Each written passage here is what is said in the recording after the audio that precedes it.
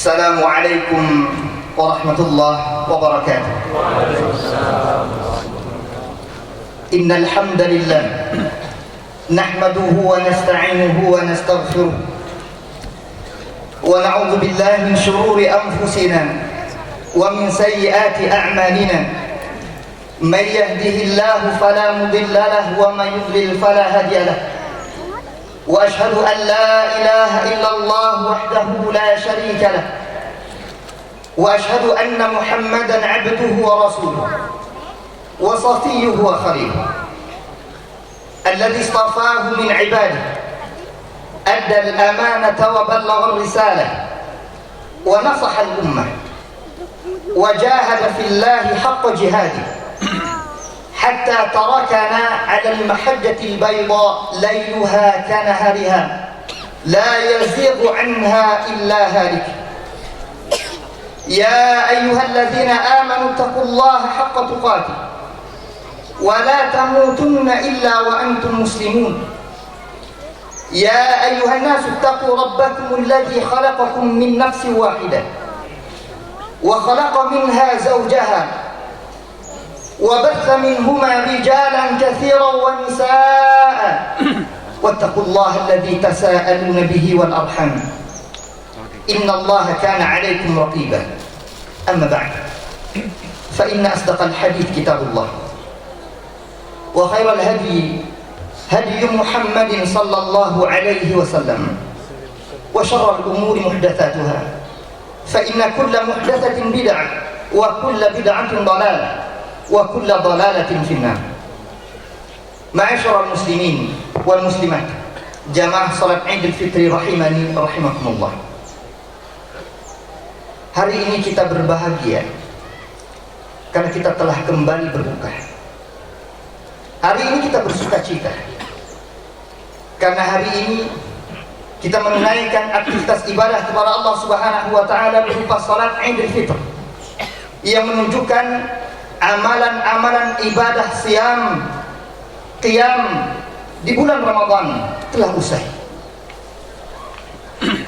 Tetapi para jamaah yang Allah Subhanahu wa taala muliakan, di samping kita berbahagia, ada hal lain yang kadang menyebabkan kita bersedih, berduka cita. Ketika kita berbahagia di tempat ini, menunaikan ibadah salat Idul Fitri berjamaah, terbayang di benak kita teman-teman, sahabat, karib kerabat, sanak famili, handai taulan yang biasa bersama kita, salat berjamaah bersama kita, pergi ke kantor bersama kita, pergi ke majlis taklim bersama kita. Di hari yang fitr ini, mungkin di antara kita tidak temukan mereka, karena Allah Subhanahu wa taala telah mendahului, menetapkan ajal, kematian kepada setiap manusia. Yang kata Allah Subhanahu wa taala, wa likulli ummatin ajal fa idza jaa ajaluhum la yastakhiruna sa'atan wa la yastaqdimun. Setiap umat ada batasnya, ada masa akhirnya.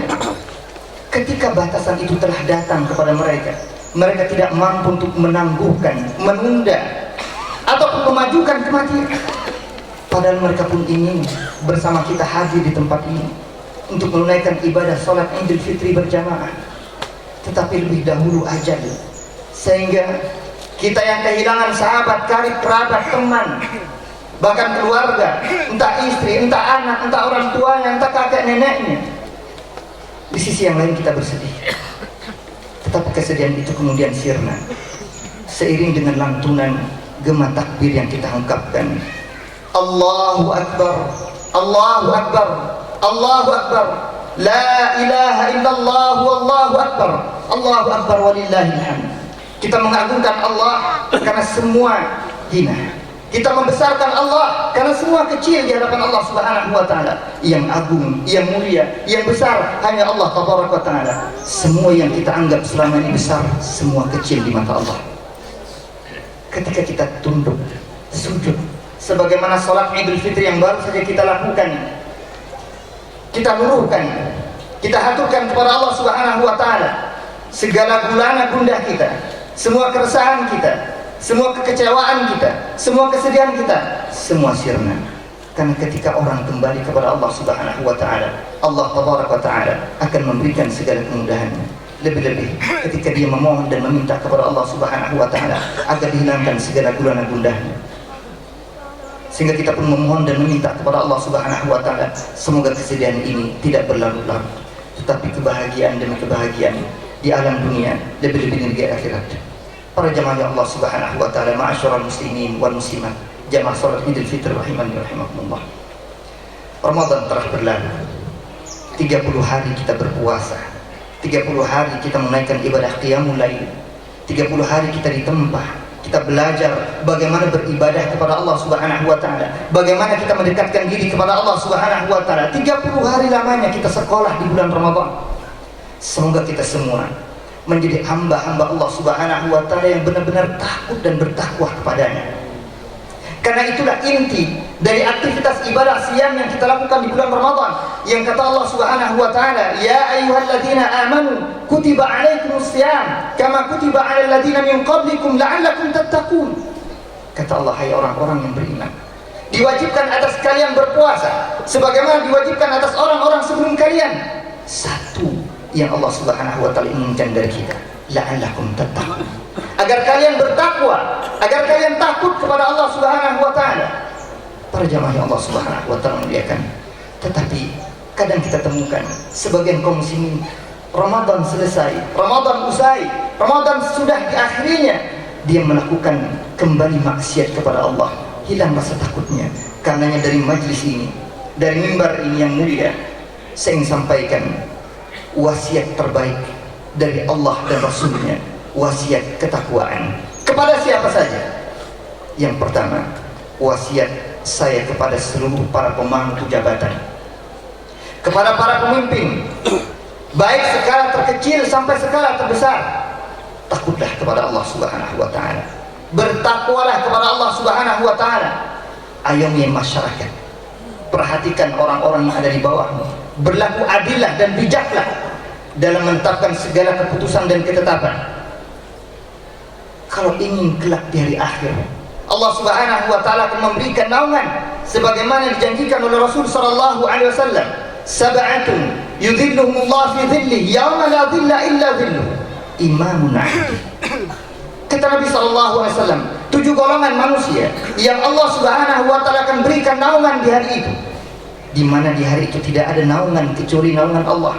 Panas terik matahari di hari itu, karena Allah Subhanahu wa taala dekatkan matahari kira-kira 1 mil dari ubun-ubun manusia. Hari ini saja kita rasakan betapa panasnya matahari ketika menyengat tubuh kita. Jauh terbentang antara matahari dan bumi, 149 juta kilometer jaraknya. Kita masih bisa rasakan bagaimana ketika kelak Allah Subhanahu wa taala dekatkan matahari 1 mil di atas kepala kita. Akan deras bercucuran keringat, kepanasan, yang kata Rasulullah SAW, ada sebagian manusia keringatnya sampai mata kakinya, ada yang sampai lututnya, ada yang sampai pusarnya, dadanya, bahkan tenggelam dengan keringatnya. Tergantung amalnya masing-masing. Bagaimana agar bisa selamat di hari itu, di padang mahsyar yang tidak ada naungan? Jangankan atap, pohon-pohon rindang yang sedang kita miliki hari ini pun tidak ada. Manusia tidak memiliki sehelai pakaian pun. Kata Rasulullah SAW, yuhsyarun nas yaumal qiyamah hufatan uratan ghurla. Manusia kelak di hari akhir akan dikumpulkan dalam 3 keadaan. Yang pertama, dalam keadaan tidak memiliki sehelai pakaian. Jangankan sehelai pakaian, seutas benang, sehelai benang pun tidak melekat di tubuh. Dalam keadaan telanjang, tidak memiliki pakaian, tidak memiliki alas kaki, dan dalam keadaan belum berkhitan. Para jamaah Allah Subhanahu wa taala muliakan, kepanasan. Jika kepanasannya di dunia tidak ada masalah, tapi ketika kepanasan di hari akhir itu adalah siksaan. Kan kita berharap kepada Allah Subhanahu wa taala agar Allah memberikan naungannya. Satu dari 7 golongan itu adalah imamun adil. Kepala-kepala rumah tangga, RT, RW, camat, bupati, wali kota, gubernur, sampai yang tertinggi presiden, bertakwalah kepada Allah Subhanahu wa ta'ala, berlakulah adil. Kalau tidak, akan kepanasan kelak di hari akhir, karena tidak menjadi seorang pemimpin yang adil, memperhatikan masyarakatnya. Maka wasiat yang pertama saya tujukan kepada setiap para pemimpin dan pemangku jabatan, bertakwalah kepada Allah Subhanahu wa ta'ala. Wasiat yang kedua saya tujukan kepada seluruh orang tua, bapak-bapak, ibu-ibu yang memiliki anak.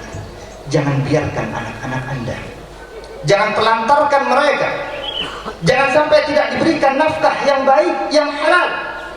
Jangan diambil dari harta-harta yang diharamkan oleh Allah Subhanahu wa ta'ala, karena itu akan ditanya oleh Allah Ta'ala.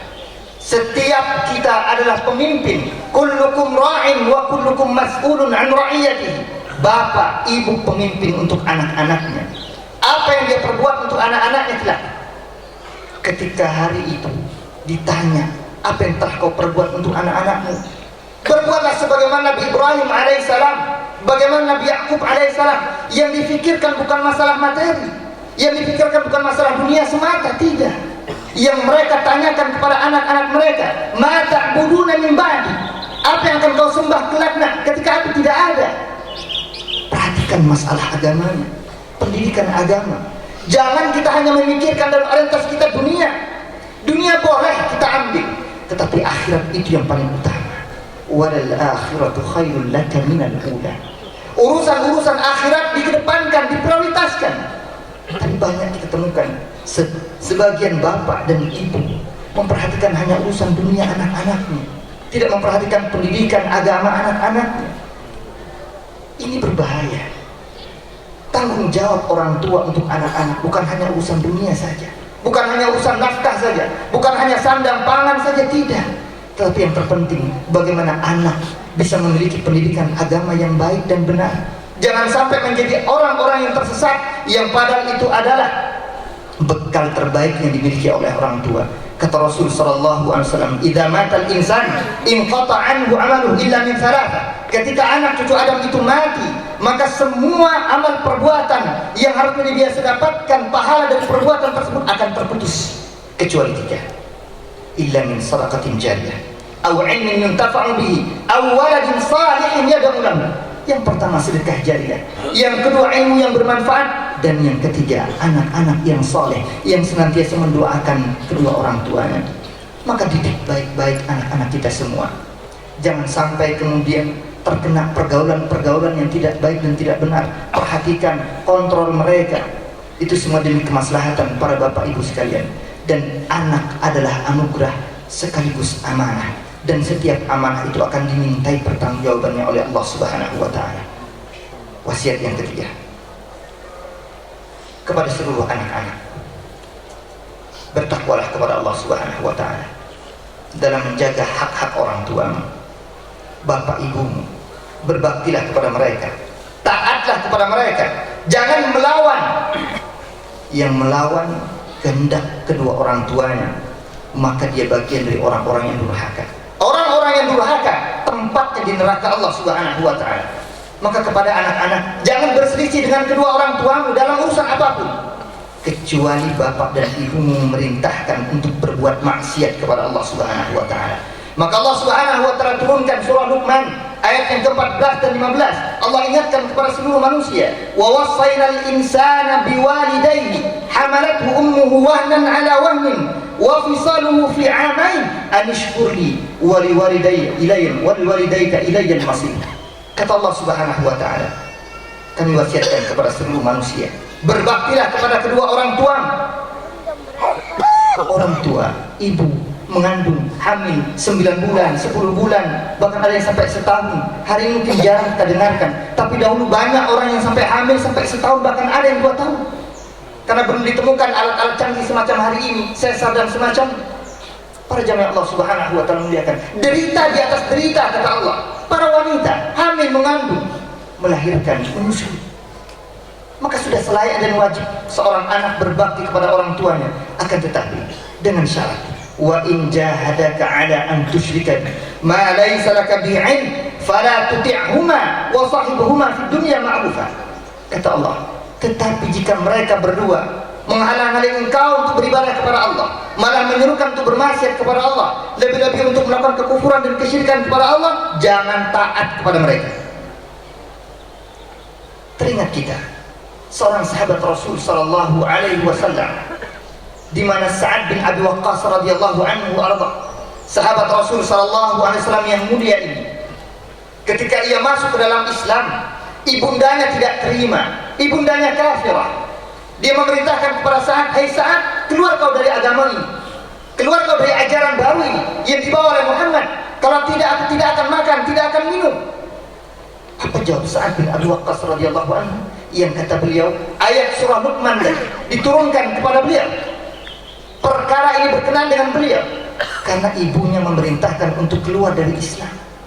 Maka Sa'ad bin Abi Waqqas radhiyallahu anhu mengatakan kepada ibundanya, ketika sudah 3 hari tidak makan, terbaring lemas, tidak makan, tidak minum 3 hari, terbaring lemas, apakah Sa'ad kemudian mengikuti perintah ibundanya? Jawabnya tidak.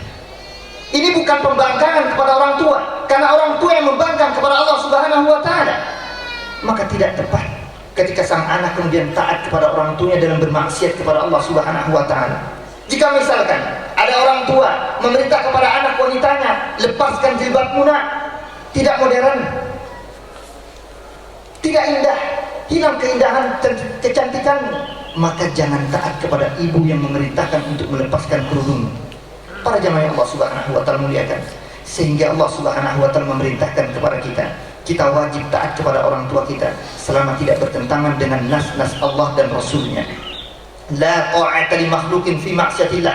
Tidak boleh taat kepada makhluk di atas muka bumi ini jika ternyata bertentangan dengan syariat Allah Subhanahu wa Ta'ala. Akan tetapi tetap kata Allah, wa sahibuhuma fid dunya ma'rufa. Tidak boleh melepaskan ketaatan 100%. Meskipun orang tua kita, bapak kita, ibu kita melakukan satu kemaksiatan, kita tidak taat hanya satu masalah itu saja. Tetap kita berbuat baik kepada bapak dan ibu kita. Meskipun andai saja ada di kalangan kita hari ini bapak dan ibunya non muslim, tetap taat kepada mereka selama tidak bertentangan dengan agama. Namun ketika bertentangan dengan agama, hari itu kita katakan, mohon maaf, saya tidak bisa mengikuti kehendak bapak dan ibu karena bertentangan dengan keyakinan dan akidah saya.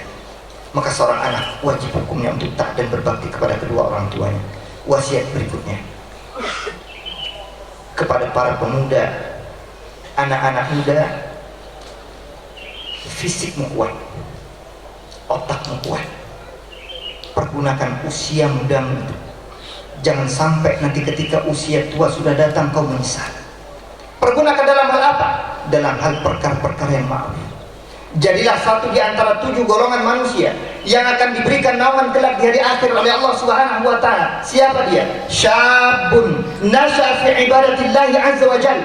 Seorang pemuda yang kebiasaan dia hidup pikuk, sibuk hilir mudik ke masjid untuk senantiasa taat dan beribadah kepada Allah Subhanahu wa Ta'ala.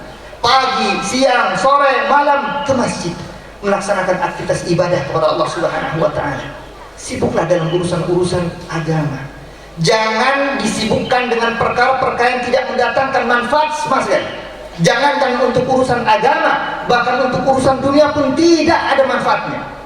Terlalu banyak main game, tidak ada manfaat untuk duniamu, lebih-lebih untuk akhiratmu.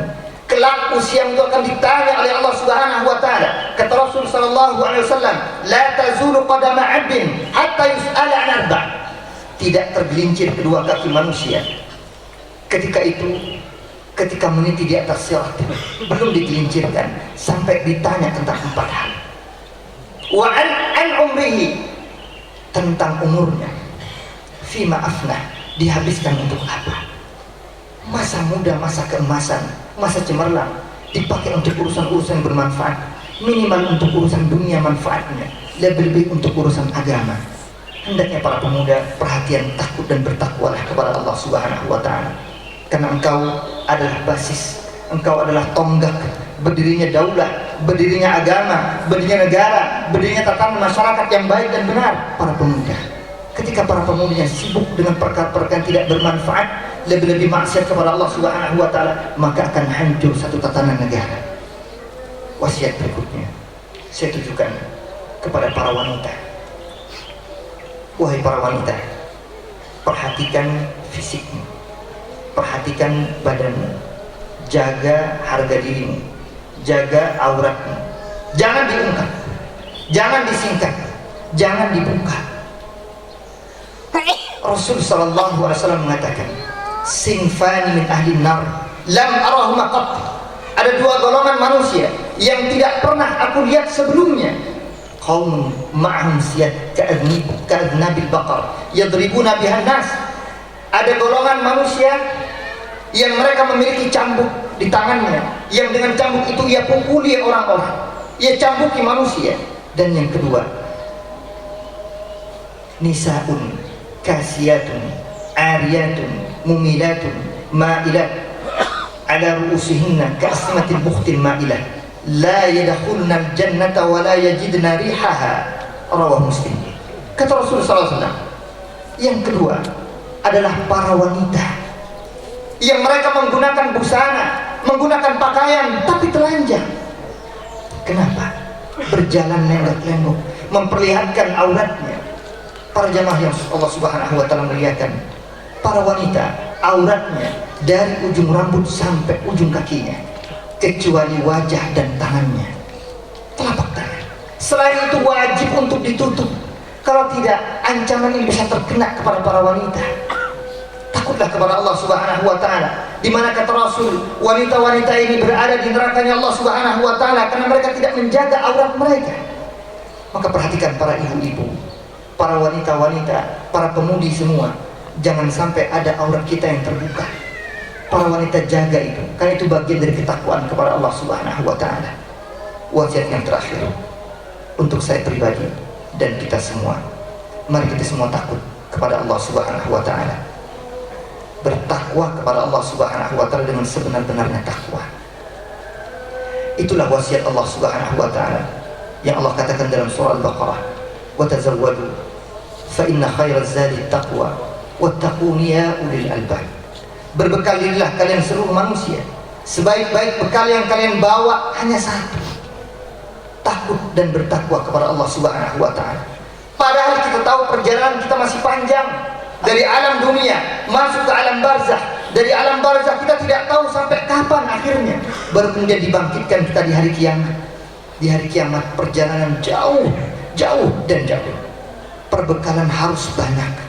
Seorang musafir ketika dia tahu perjalanannya panjang, dia akan simpan perbekalan yang banyak, dan perbekalan yang banyak itu terakumulasi dalam ungkapan Allah, takwa. Apa itu takwa? Imtithal awamirillah wajtinabun nawahi.